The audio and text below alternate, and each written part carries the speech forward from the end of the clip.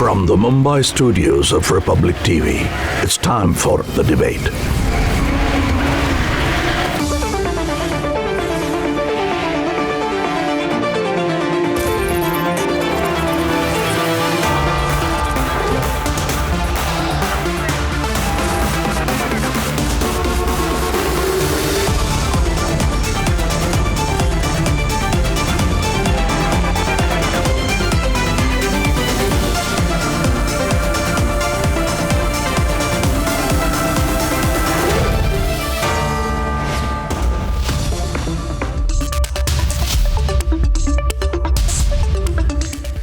Good evening, my name is Niranjan and I am filling in for Arnab Goswami, who will be back on this show, The Debate, very soon. Republic TV can confirm tonight that Indian scientists from Delhi, most of them from the IIT, were the first in the world to confirm that COVID-19 was unusual, unnatural, and in all probability man-made. Now what's shocking is that our IIT scientists, who we are all very proud of, were trolled, cyberbullied, forced to pull down a report, and hold your breath, in January 2020, 2 months after the outbreak. Their report was also discredited by Dr. Anthony Fauci. That's our debate number one. Tonight we have experts joining us on what could be the biggest Indian lead on COVID-19. That's at 9 p.m. And at 10 p.m., we have a 45-minute interview of the mystery woman in the Mehul Choksi chase, Barbara Jarabika, speaking to Republic TV in what is the most detailed interview yet about the story that the entire world is talking about, Mehul Choksi chase, and she goes into great detail.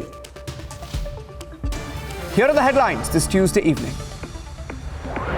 In a 45-minute detailed interview, mystery woman in the Choksi story, Barbara Jarabika, gives full details of the links to this man on the run. Barbara Jarabika tells Republic that Mehul Choksi invited her to Cuba. She hints at a Cuban escape plan. Republic accesses Barbara Choksi WhatsApp chats that debunk Choksi team claims.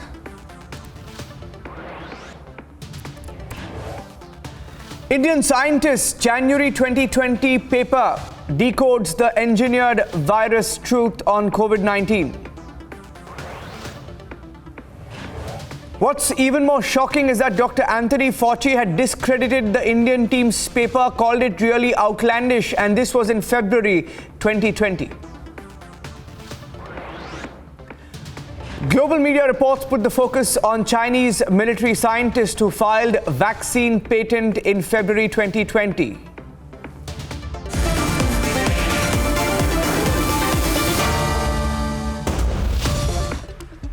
At 9 p.m., Republic TV has three exclusive inputs that put China in a corner on the COVID truth, the Wuhan lab truth, the biowarfare truth. Here are the three critical pieces of evidence as Republic connects the dots and continues to connect the dots for the last 45 days. And then we debate on why China should be made accountable for the 3.8 million deaths worldwide, at least on record, due to COVID-19.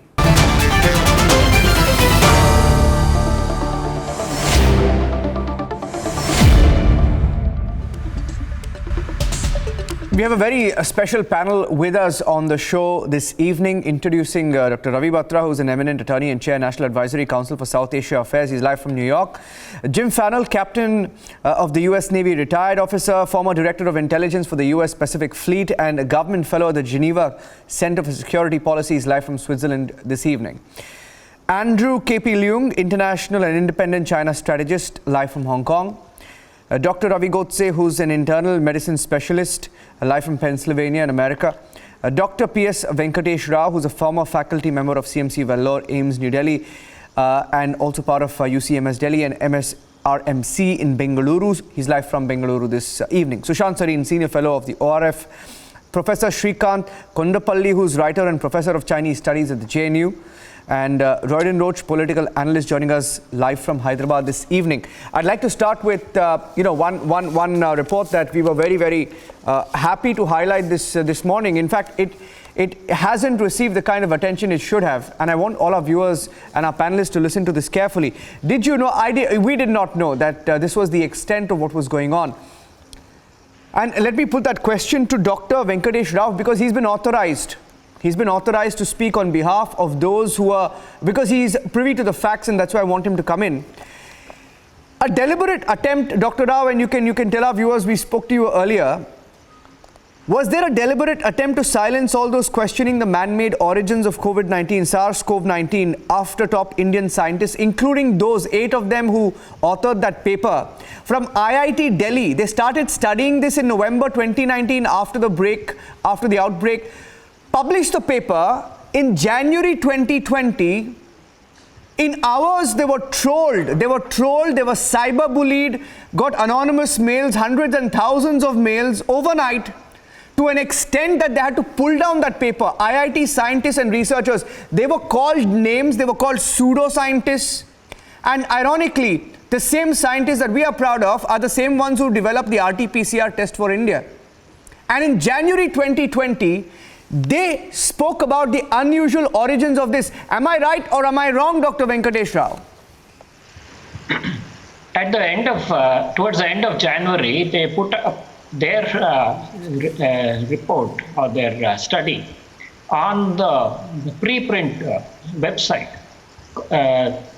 for everyone else to make their comments. This is done before such an article is given for publication to peer-reviewed journals. And they clearly found that this had 4 inserts from the AIDS virus, and there is no known way that in nature this genetic material can transfer from an AIDS virus, which is a retro RNA virus, to a RNA virus like a coronavirus.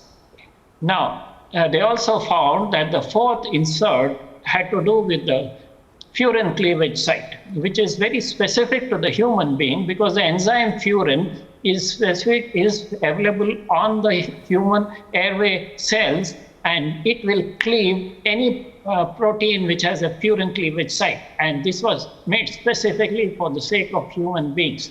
So all this was highly suspicious, that this was not something which had happened naturally, and it was bioengineered. And this they put up on that site.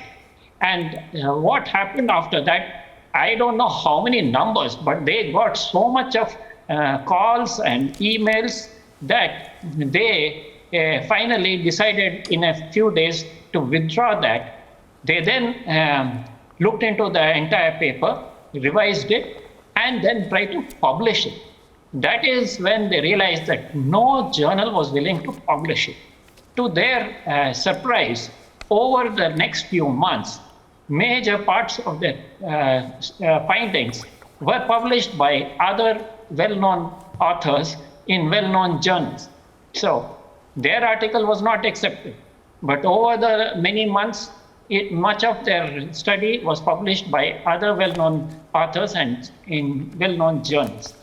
And I must say that I started studying all this after WHO, the disappointment with the WHO study, and in which the Sunday Guardian encouraged me to look into all this and start writing articles. I wrote 5 articles, and I have been mentioning this study in 3 of those 5 articles.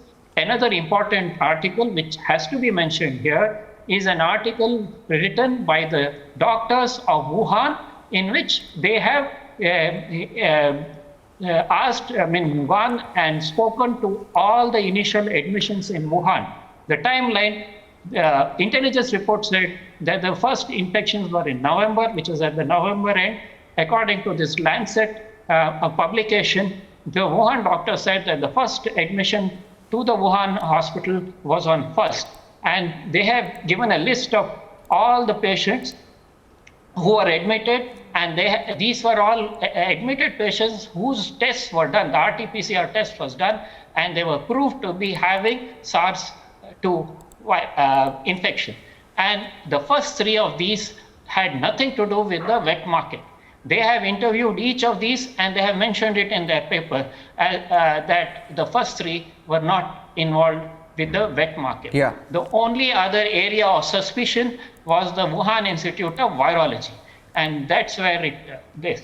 Other than this, there was an American pharmacologist who had done research on the spike protein of this virus to identify which medicines and which vaccine, how they can be better targeted at this virus.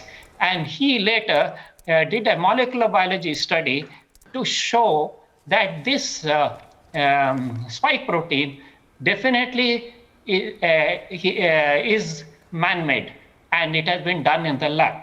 Yeah. And all this information is there in the articles I have written. They are all based on published articles. It is also based on information available on the Wuhan Institute of Virology website and various other such articles related to it. Actually, by January end of last year, the whole story was out. It's just that it has all been buried by well-known virologists around the world who had obviously were involved in gain-of-function research and didn't want too much of this to come out. The problem is, Dr. Rao, we've been talking about it. Now, when a virologist or a whistleblower, in New York says something about this, now she's called a conspiracy theorist, she's shut down, right? When Indian scientists from the IIT, right, did this study in January 2020, they're trolled, cyberbullied, forced to take that down. They go to other journals and publications, they're not even entertained. And IIT scientists in India, Indian Institute of Technology, the most premier institute, right? And you know what's funny, Dr. Batra? I'll tell you what's funny. I have that graphic. I want you to look at that graphic. This is from the 2nd of February. You know what happens as a follow-up of this IIT article? Dr. Fauci responds on it. Do you know that Dr. Fauci responded to it? Look at this. He mocks the Indian report. The IIT report, look at this on your screen. That's one of the mails leaked by the US media. Dr. Fauci says, referring to the IIT report, he says the Indian paper is outlandish. In 2 days' time, shut down, January 30th, 2020, Indian scientists, the men who created the RT-PCR test that over 1 billion Indians use, right? The best scientists in the world, the best minds in the world, call out China, right? And then 1 day later on song, here's Dr. Anthony Fauci calling the Indian paper outlandish. Has he gone through the report? No. He's just commenting on it. Ravi Bhatta, look at what's going on. And today the whole world, including Fauci, wants us to believe that, okay, it's an oversight. We need to now investigate. What's going on? Mr. Batra. Well, first of all, good to be with you, Niranjan. Second, cyberbullying, whether it's in a school or of scientists, has the same dynamic. If you're weak and chicken, you back down. If you're strong and confident, you stand up and you repel the bully. Okay? So when I wrote my letter, I did my own research. I learned epidemiology and biochemistry after having had this Frankenstein of a disease. It's unlike anything else. And when I wrote my letter to President Trump on April 14 last year, and it had science in it, so they could confirm. My science was confirmed, and the very next day, President Trump launched an investigation of China. Let me tell you what my science that I discovered, and I stood 100% behind it, and I was bullied, and nobody bullied me. Okay? Because I knew that the truth is the truth, and anyone's throwing mud at you by saying it's conspiracy, well, you have to be able to fight for the truth. Just like you fight for sovereignty or personal honor, okay? So the fact is that mushroom that we see on this coronavirus, that comes from bats. It's natural to bats. It's not natural to this virus. This was transplanted in Wuhan. This was gain of function done. Peter Daszak, of EcoHealth, has a lot of answering to do because he money laundered federal grants under false pretenses. Barack Obama in 2014 outlawed gain-of-function research. And yet, Peter Daszak got over $120 million between 2013 and 2020. 20 million from HHS, which includes Fauci, by the way. About 40 million from Department of Defense, and over 60 million from State Department. In fact, our government has been victimized by Peter Daszak. And everyone who has aided and abetted him is going to get investigated by the Attorney General of the United States, Merrick Garland, because an American who sets up America to be victimized is not a hero, but a person who needs to be determined to be a criminal and face justice. Now, with your respect of holding China liable, you have a little bit of a problem. You know, if you go to World War II, we did the Nuremberg trials after we won the war. We didn't start the Nuremberg trials against Hitler and his goons while we were fighting World War II. So right now, there is the issue of holding people liable in China. That's for later days. And I've actually recommended, because we're not able to control this virus, we're not able to disarm it. Even the IIT fellows, the genome that they worked on is not the correct genome. It's the second genome. It's not the original genome that came out of Wuhan lab. The original genome is the one that caused patient 0 to be hospitalized in Wuhan on December 1, 2019. And it's the same genome that was in Sweden, already exported out of China in October. So there's an original genome with a different protein string, and then there's a cover-up protein string that China released at the Wuhan wet market on December 30th. So the Indian IIT scientists only looked at the released cover-up genome, not the original genome. So we don't have all the information, and we need to do something here, which is grant immunity under, as I've said, I've moved away from crime and punishment and tort law to Desmond Tutu's Truth and Reconciliation Commission, that in exchange for immunity, tell the truth so we can save humanity. If we don't disarm this virus, there's nothing left to fight over. Yeah. If people are not alive, money doesn't mean anything. Sovereignty doesn't mean anything. And this virus has now gone reverse zoonotic. We are giving it to the animals. Yeah. We're giving it, not the other way around, which means we're not going to go vaccinate the animal kingdom. Yeah. So how do we get rid of this virus? That's the issue. Yeah. Okay? Yeah. And Peter Daszak, by the way, he's welcome to sue me. He's in New York. I'm in New York. He's welcome to sue me for defamation. But you know what? For defamation, you have to be right. So he can't sue. Yeah. So Merrick Garland, the Attorney General, has to start an investigation. And if Anthony Fauci aided and abetted him, then Anthony Fauci is going to go from being Saint Anthony to a criminal Anthony.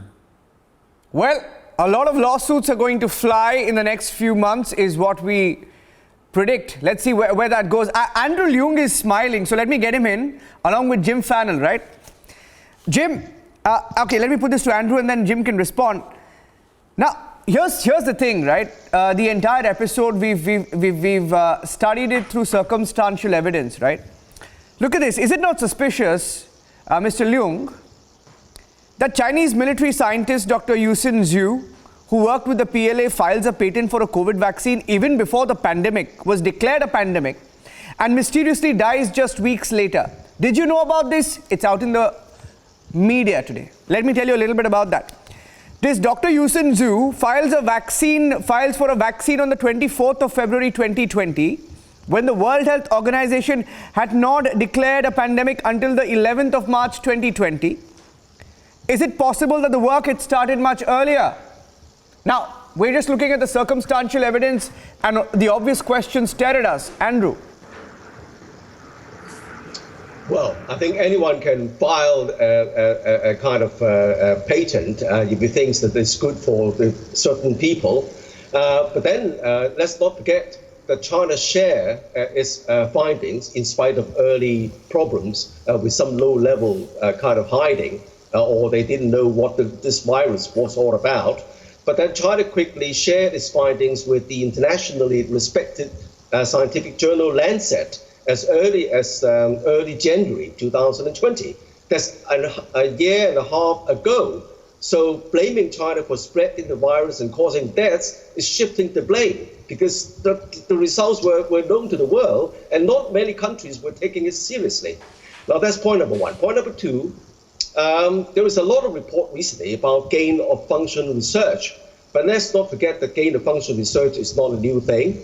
It started by in practice in quite a number of, especially military virology labs. And the largest of these labs is in Maryland, Fort Detrick, D-E-T-R-I-C-K. And that's the first, it was established shortly after the Second World War with scientists from virology, sort of virus warfare, scientists from Japan and also from Germany.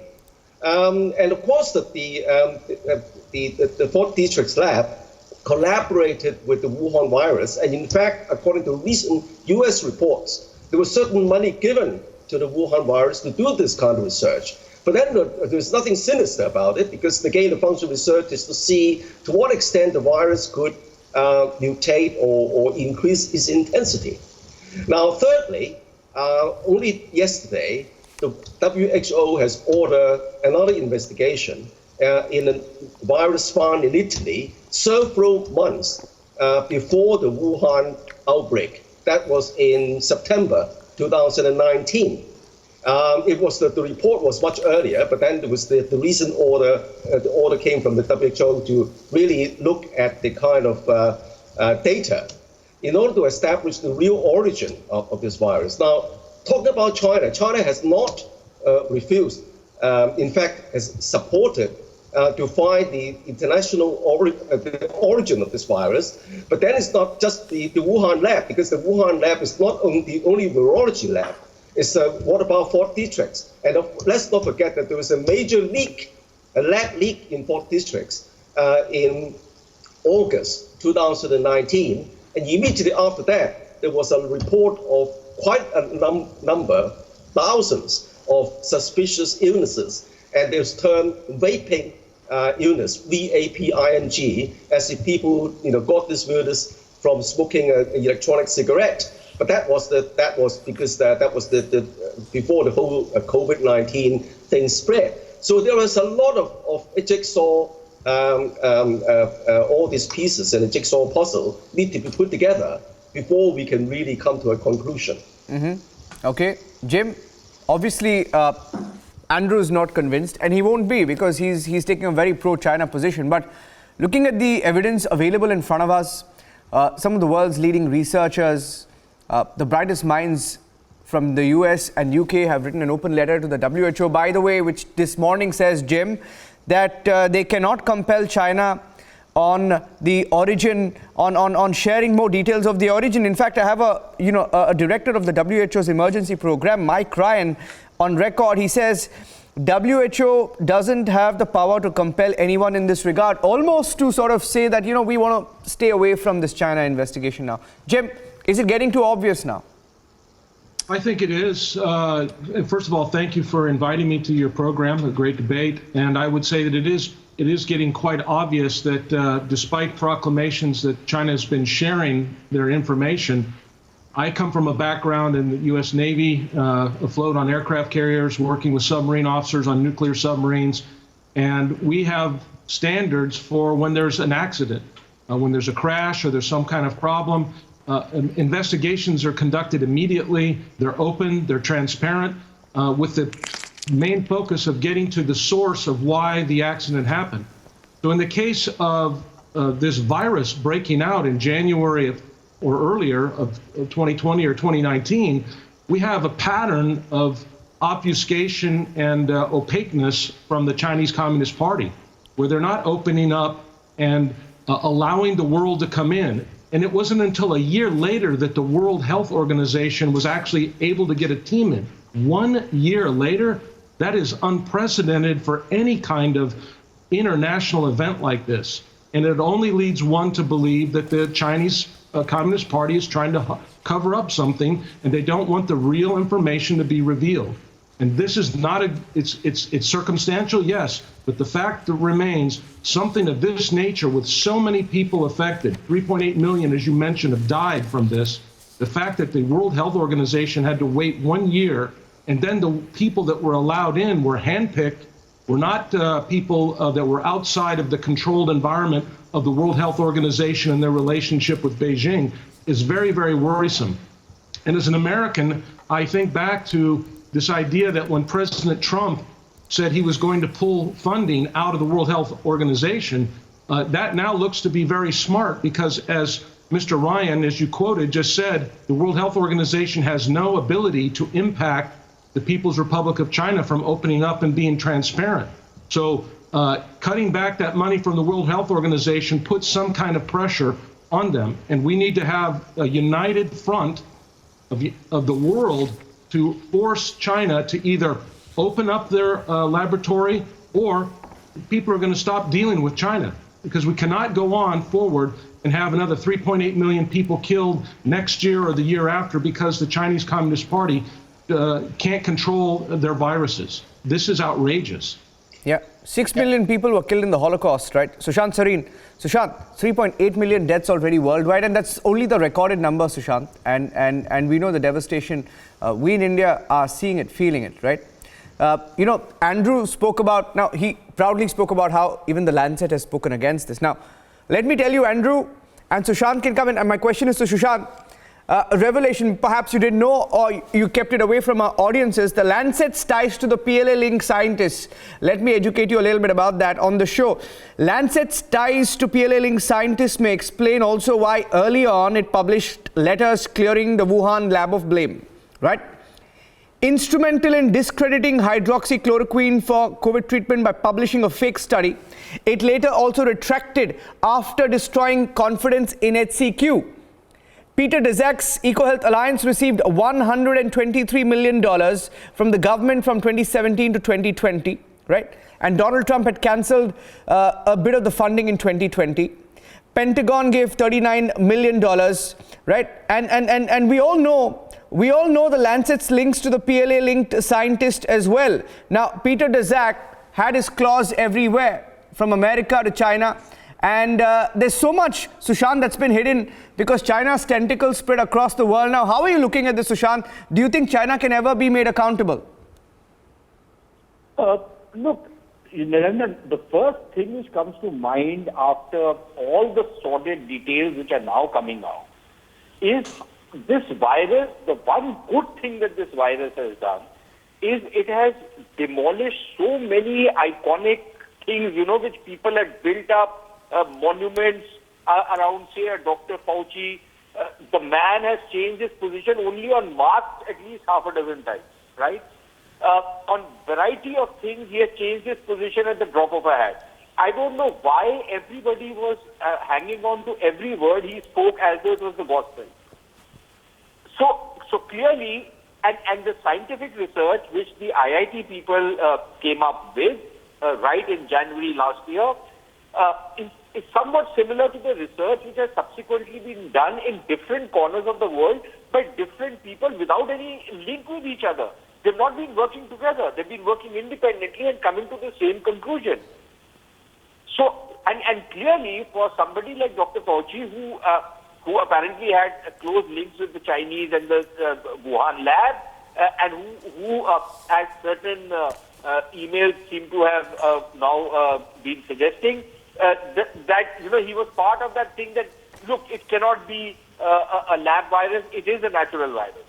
So he is one icon that has collapsed. Lancet, as you yourself have said, Lancet has made so many blunders, and the kind of political positioning which Lancet does, I don't know how anybody takes that journal with any degree of seriousness anymore. I think it's seriously compromised. Any number of institutions, scientists, this fellow you were talking about, this Peter Daszak, he got together 35 scientists to sign on, one of those petitions saying that, give the Chinese a free pass. So all these iconic things which had been created over the years, these great scientists, I think their reputation is mud today. At least in my eyes, it is mud. But if anybody looks at it much more carefully, they'll come to that same conclusion. Now, the substantive part of your question, of what needs to be done, I would agree with the former naval officer from the US that look, one thing is that this was an accidental thing. There were certain procedures which went wrong, and it exploded on the rest of the world. But if you look at the pattern of what the Chinese have done, that at every stage they have hidden things, at every stage they've tried to avoid scrutiny, and right in the beginning, while the virus was spreading inside China, they were telling the rest of the world, and the WHO was equally complicit in that. They were telling the rest of the world that this does not transmit from human to human. So, and they allowed this virus to go out of control. So obviously somebody has to be made to pay a price. Now, I can understand Mr. Leung's predicament. He stays in Hong Kong, and we know what is happening in Hong Kong these days. I don't know if anybody can remain independent and give an independent view staying in Hong Kong anymore, which the CCP does not like. At least we don't face any such predicament. But the fact of the matter remains that at every stage you will see cover-ups, at every stage you will see stonewalling, at every stage you will see diversionary tactics, like the same kind of research was being done in other laboratories.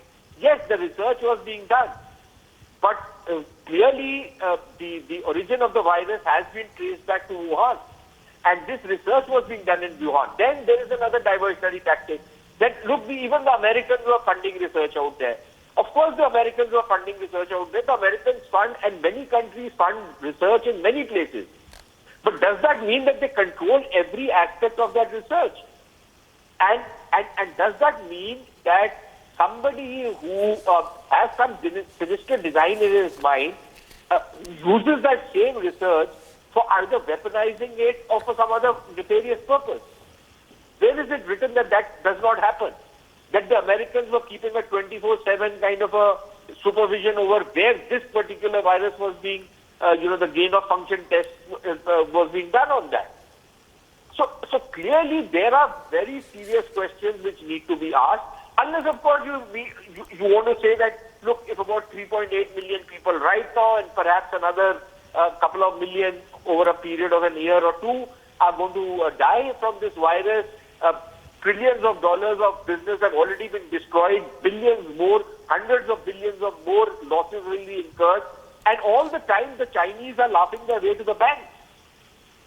How is it that every country in the world has suffered wave after wave after wave, and the Chinese haven't, even though their vaccines are absolutely useless? There are countries which have been vaccinated up to 60 to 70% with Chinese vaccines, and which have seen an explosion of the virus out there. What explains that? So I think those questions need to be asked. Yeah. And frankly, I am one of the believers in an eye for an eye. That there have to be repercussions. There has to be a price to be paid for lying and for millions of people dying. Yeah. I'll bring in Dr. Ravi Godse and Professor Shrikant Kondapalli now. Dr. Ravi Godse, I saw you raising your hand there. Over 3 million deaths, more than half of what happened during Holocaust, right?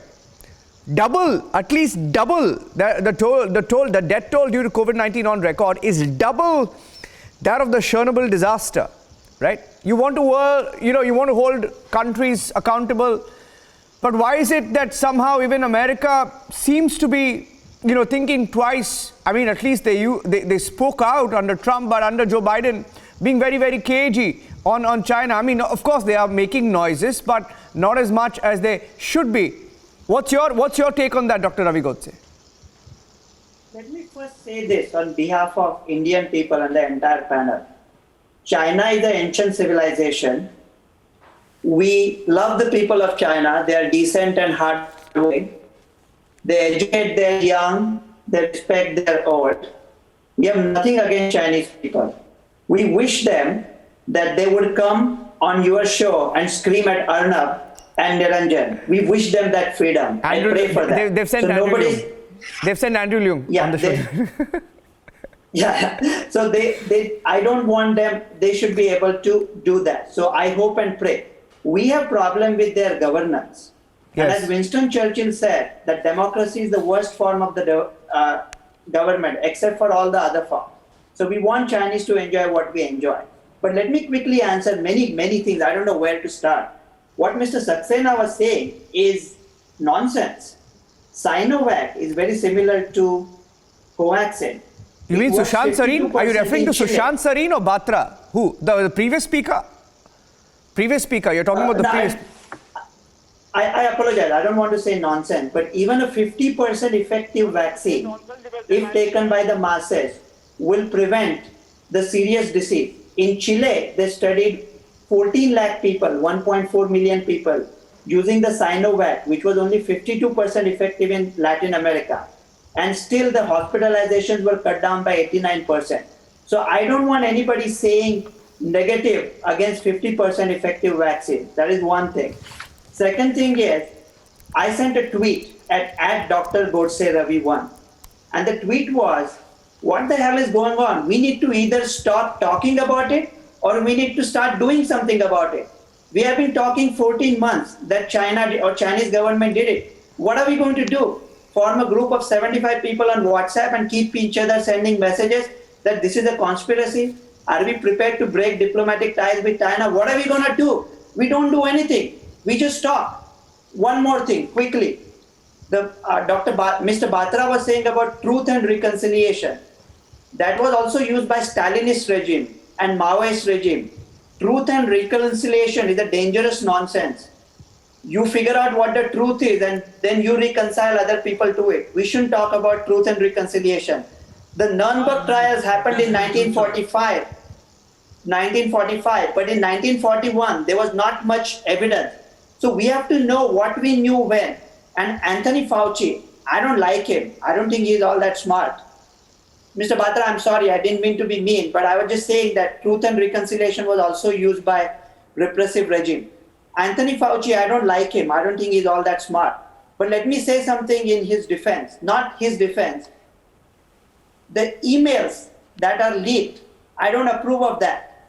Because of the political correctness, we are not able to speak our mind anywhere. If I send an email privately to a friend of mine, I expect it to stay private. I don't want anybody opening my letters. I don't want anybody reading my emails. If you are a public figure, if you are sending an email on a public domain, that's a different story. But coming back to what we knew when Galileo was tried in Vatican for heresy, at that time, the earth was still revolving around the sun. We just didn't know what the truth was, right? So we know. I've been to China. There are more security cameras than people in China. We can sit here and debate all day long. Chinese government already knows what happened and where it happened. It's too much of a coincidence that a virological lab and a market which are separated by like 2 blocks and something leaks from that. So the thing will come out, but we need to first distinguish Chinese government from Chinese people. Nobody spoke about the Chinese people. Nobody spoke about the Chinese people. Trust me, we only spoke about the government. Okay, Dr. Godse, hold on there. Now, you mentioned, Dr. Batra, I'll come to you because 2 of my panelists haven't spoken. I want to give them, in all fairness, their opportunity, sure. Right? Professor Shrikant Kondapalli, one point that Dr. Godse forgot to mention about the Chinese vaccine. One statistic that I'd like to throw back at you while throwing the question actually to Professor Shrikant Kondapalli. You forgot to mention how this Chinese vaccine has been, so disastrous in Seychelles. Did you know what happened in Seychelles? Let me tell you, right? Cases have actually spiked after all of Seychelles was vaccinated. Despite nearly 70% of its population being fully vaccinated, the number of cases had spiked at one point at a higher rate than what India was seeing after the vaccination program. So, there are, we can't be selective about, quoting the Chinese vaccine stats. We are for vaccines. We are promoting vaccines. We want everybody to get vaccinated. We have a campaign in Republic called India Get Vaccinated. But about the Chinese vaccines, we're not the only ones raising questions. But I want to put that question to Professor Shrikant Kondapalli. Professor, you're an expert on China. You've heard all the, panelists come in. Now, We are here today talking about it because consistently, constantly for the last few weeks, we've been making a noise, and across the world, somewhere people are listening, responding, scientists, researchers, more and more people are talking about it. It's a momentum. Professor, but do you think something's going to come out of it? Well, you carried a item saying that a military expert, Mr. Chow, had brought out the patents for the vaccine in February 2020. Yes. Let me tell you, the Chinese vaccine developer made an announcement on January 5th, 2020 about the development of a vaccine. The first cases were reported somewhere in September, and patient zero was in December 2019. And you have the Chinese vaccine manufacturers making an announcement that they began vaccine development on January 5th. I can provide you with the documentary evidence. We did a study last year. We came out with a 400-page volume on China and the COVID-19. And in this work, we highlighted the kind of documentation which has now been removed, of course, from the Wuhan Health Commission and CDC and other organizations, and also the other Chinese publications.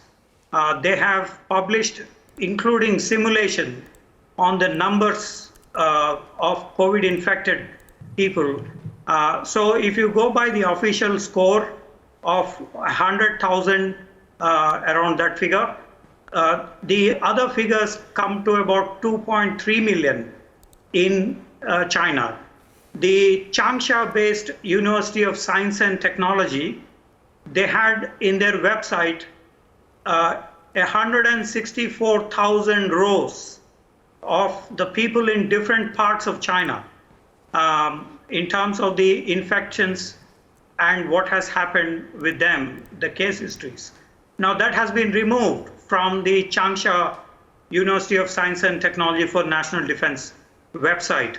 Likewise, there are other studies which suggested that the infections, the numbers have been very high.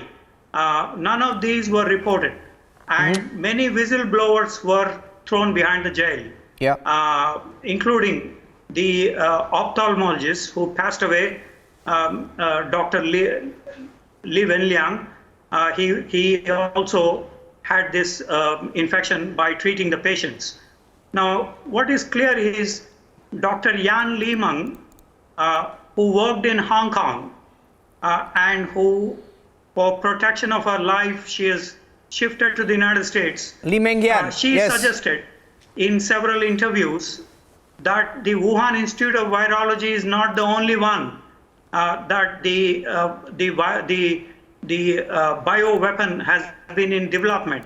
A conglomeration of a number of the Chinese military-led laboratories. I can mention you a few in this. The Zhupo Baoting Biological Engineering Company, Oriental Scientific Instrumentation Corporation, Institute of Biotechnology, Institute of Bioengineering, PLA Institute of Disease Control and Prevention, Institute of Microbiology and Epidemiology, Beijing Huifenglong Biotechnology Development, Institute of Medical Equipment, PLA Key Genetic Engineering Laboratory, Military Veterinary Institute, General Hospital number 301, Infectious Diseases Hospital number 302. There are at least 50 institutions which are associated with the bioweapon program in China. And China has already developed 41 bioweapon items, agents and others. So this is one what Dr. Yan from Hong Kong, she was referring to, not just one laboratory, but a number of other laboratories also involved in this process. So there is a long history none of them will come out into the open. I just mentioned a few institutes connected to the defense sector. And what is clear from this is that there is a lot of obfuscation of the information related to both the infections as well as the spread. Wuhan mayor mentioned that in a TV interview, he said 5 million people have gone away from Wuhan prior to January 23rd lockdown. And the US estimated 432,000 people have gone from Wuhan to US, various cities and destinations. In addition to those who have gone to Lombardy, to Qom, to Mecca, to other places. So 5 million people have gone. These are symptomatic or asymptomatic patients. China does not count in its research methods, does not count the asymptomatic patients as infected. They have no such methodology. So in other words, there is a problem about the infections, the spread of this. Prior to January 23rd, a lot of information is available in public domain, which has now been washed off from the public. And you can actually tap on these. We have done some studies on this. We put it up in a volume in regard to this. So there is a lot that the international community can put forward and demand that there should be a comprehensive, impartial, and an independent investigation. I'm not sure whether China will allow this. You have mentioned about the WHO and their inability to conduct such investigation, partly because there is the WHO complicity, as somebody mentioned, an institutional complicity in this process. Conflict. And so we are unlikely to find any impartial, comprehensive, independent investigation. The Australians had it when they raised this issue in the WHA last May. And so there is a key problem with this process. Thank you for that very, very detailed intervention there. You mentioned Li Mengyan. She was also discredited as a conspiracy theorist by not just large sections of the American media, the Chinese media, of course, goes without saying, but even by the American media, and many social media so-called giants took her accounts down for speaking out. Can you believe it? The level to which, and you see the similarity today. Royden Roach, IIT scientists in January 2020 put out a paper in the social, on a very famous journal website, forced to take it down overnight. And anybody who spoke about this was termed a conspiracy theorist, almost treated like a lunatic. They were called pseudoscientists. India's IT researchers were called pseudoscientists. Can you believe the extent of propaganda that was, actual propaganda that was going on? And do you think the Indian government should do something about it, Royden? Where do you stand on what the Indian government must now do? MEA has taken a stand, though it may not be enough. Where do you stand on this?